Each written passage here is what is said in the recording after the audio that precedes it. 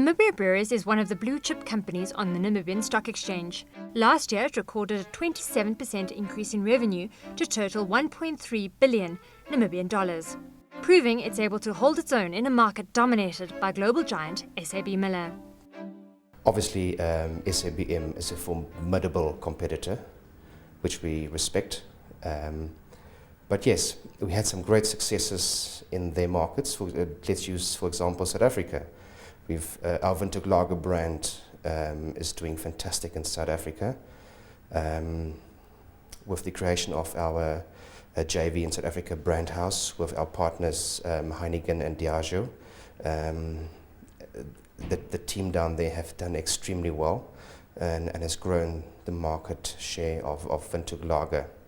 Obviously for us, yes, to come back to the competitor, one thing that we are very proud of and it's our unique selling proposition is that we brew according to the German purity law or named the Reinheitsgebot, and where we only use malted barley, hops and water, nothing else.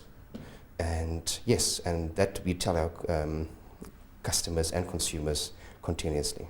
Our biggest market share we hold is in our local market in Namibia, and we're very proud of that. We're working hard to continuously grow our market share in Namibia as well as our neighboring countries.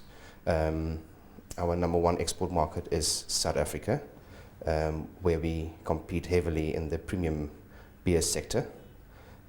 We've had some great successes and we continue to have some great successes there.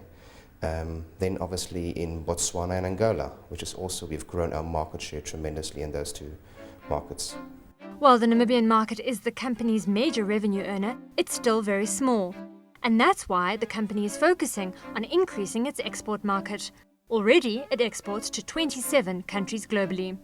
The manufacturing sector in countries like ours is quite a challenge. It's a challenge because of the limited market, but those who succeed are those who have an export orientation, those who have an outlook at broader regional market, as well as the market beyond the region.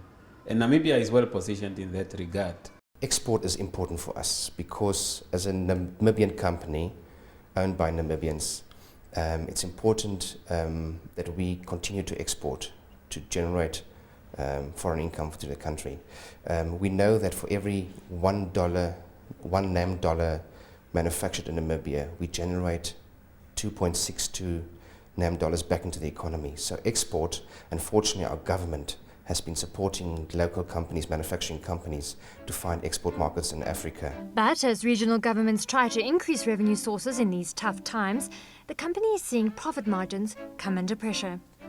We've seen some drastic actions by governments taken. For example, in Botswana, the government has introduced a 30% levy or sin tax on all alcoholic products, from wine, spirits, beer, etc. So it's still early days. It was only implemented November 2008, so it's still early days to see what is the impact. Challenges include high distribution costs. As you rightly said, we import all our malted barley hops from Europe, which, yes, it does add to cost. We distribute the majority of our products now to South Africa, which does add cost to the entire supply chain. But so that is one of the key issues. But fortunately, the fuel price has come down, which is giving us a breather. But also, as a team, as a management team, we've got a critical success factor called the war on cost. And so for us, we're extremely cost conscious. Make sure that we spend wisely. We've got hedging policies in place, contracts with suppliers, and that should help us through the tough times. Government has put some incentives in place, like a 10-year 18% corporate tax rate for manufacturing companies, after which they have to pay the standard 35% rate. And with the influx of South African goods, government has had to put policies in place to protect local companies. Namib Mills started out as a small milling operation in 1982, producing staple products like maize meal. We are basically in staple foods as such. A lot of the people in the north are subsistence farmers and they produce mahangu for own consumption. The past number of years, the mango crop was not as good as it should have been. So people are generally then forced to buy maize meal. And this year specifically, we're selling quite a substantial amount of maize meal, not only in the normal business situation, but there's also world food programs.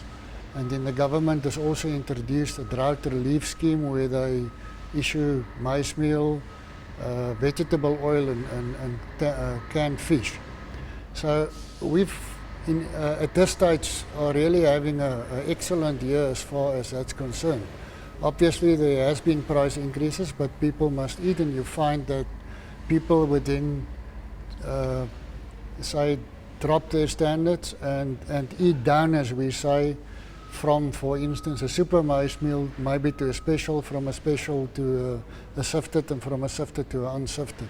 But we are picking up in volumes as far as that's concerned, and then we're also exporting quite a substantial amount of maize meal to Angola, because they've also had bad crops in Angola. In the case of maize and wheat, there is control. So you can mill in Namibia, but no milled maize or wheaten products can be imported.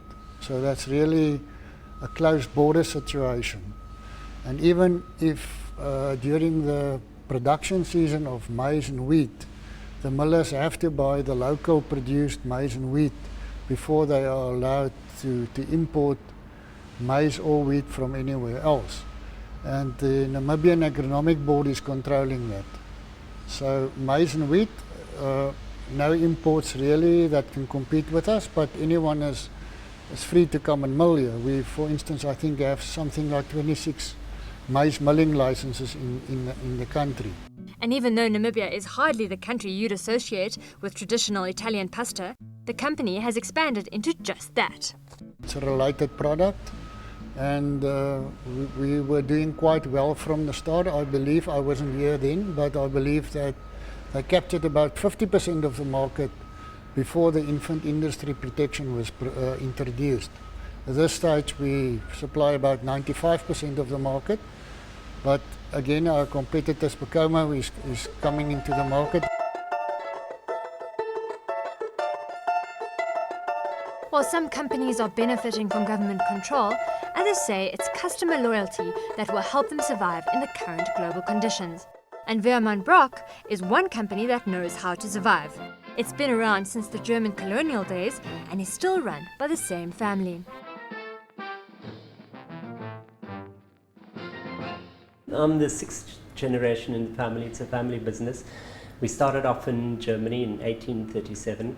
That's when my grandfather decided to move to Hamburg, and he started with trading in goods. Later on he decided that the trading of goods is not good enough any longer. He bought ships, and then he started to trade all over the world, concentrating on Africa. And that's how we started in Namibia in 1894, so that's now 114 years ago that we started in Namibia. And originally it was as trading posts, supplying goods from Europe to Africa, and also trying to export items from Africa back to Europe. Like larger neighbour South Africa, Namibia has suffered from high inflation, but sees this easing in the course of the year. With job cuts in the mining sector and pressure from a slowing economy, spending patterns are likely to reflect the tough times. The inflation of the last year was quite tremendous. Basically what happens is people are down trading. The person that used to buy his fillet steak is now only buying mincemeat. The person that used to buy his mincemeat is now only buying bones, and the person that used to buy the bones now can only afford the bones once every 4 weeks instead of every week. But Namibia still has a lot going for it. And one of the major plus points is access to the Angolan market. Coming out of a 27-year civil war, Angola is rebuilding itself at a rapid pace, making it the fastest growing economy in Africa. And this growth means more people who have more buying power, and this means a demand for goods from Namibia.